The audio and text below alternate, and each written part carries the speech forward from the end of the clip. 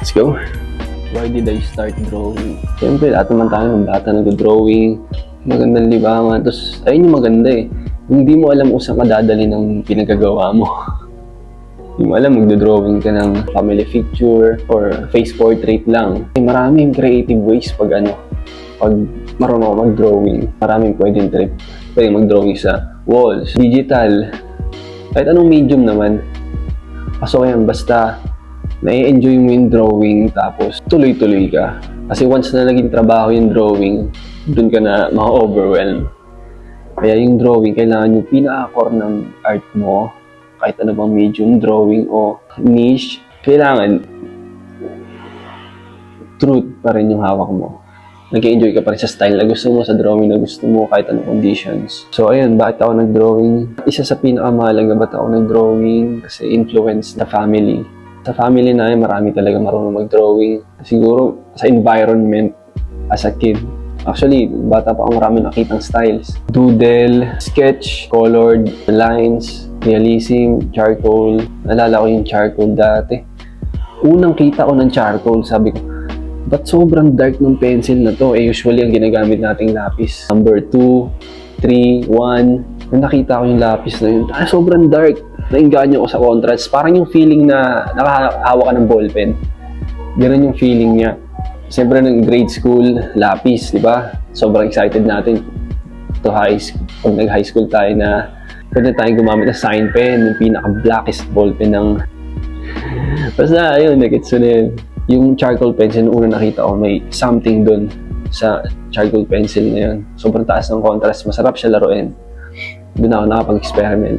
Along the way naman, may style mahanap naman niya sa process. Ayun, kaya why did I start drawing? Kasi nai-enjoy ko to. Kahit anong pang circumstansya na nangyayari, nai-enjoy mo pa rin siya. Healthy siya, creative drawing. So marami pang bagay yung parting pag-uusapan pag ganyan. So in short, bakit na-start yung mag-drawing? Kasi ito yung trip ko. Ito yung trip ko eh. Second question. What does art or drawing give me? Ano nabibigay sa akin yung drawing? Ecstatic eh. Masarap mag-drawing. Masarap mag-drawing kasi yung expression ng creativity mo, ayokong gamitin yung mga salitang expression, mga ganyan-ganyan. Masarap kasi pag may isa kang nagustuhang image, tapos pwede mo siya i-improve yung image na yun. Ayaw mo pang pagandahin. Wala, inspired painting ng mga Renaissance art. Tagayin mo siyang reference, tapos pwede mong pasukan ng style, 3 style sa isang image. Hindi ko maintindihan pag anong pinagagawa ko sa designs. Relief. Sa words na lang ako titingin kung ano nabibigay niya sa akin. Relief, aesthetics, freedom. Siyempre artist eh. Pinaka-root soul ng core ng artist. Rebellious person, pero hindi naman tayo ganun masyado. O baka hindi lang halata. Pero may something behind doon. Pwede ka maglaro sa meanings. Playful. Ayun yung word na alala ko. Playfulness. Makapaglaro ka, lahat pwede mong gawin. Ano man nararamdaman mo, kahit anong emotions. Sad, happy, depressing, euphoric, fun, summer vibes. Ganun. Kasi art and drawing, mabibigay sa'yo niyan. Emotions. Tsaka healthy understanding ng mga bagay-bagay. Hindi naman sa drawing, sa poetry din. Iba nag-drawing, iba nag-poets, music, pare-pares lang naman yan. Nagbibigay sa kanila ng drive or something na hindi ko maintindihan. Passion. Siguro passionate. When I'm drawing, what I am actually thinking about. Alam mo, pag nasa flow state ka, hindi ka naman nag-iisip. Parang sumasayaw ka. Pag sumasayaw ka, nag-iisip ka ba? Hindi naman eh. Ganun lang din sa drawing. Kahit ito maganda pag nag-drawing ka o kahit anong ginagawa mo. Kahit nag-iisip ka, yung thoughts mo, tuloy-tuloy lang yung chain, pero subconsciously, nag-drawing ka.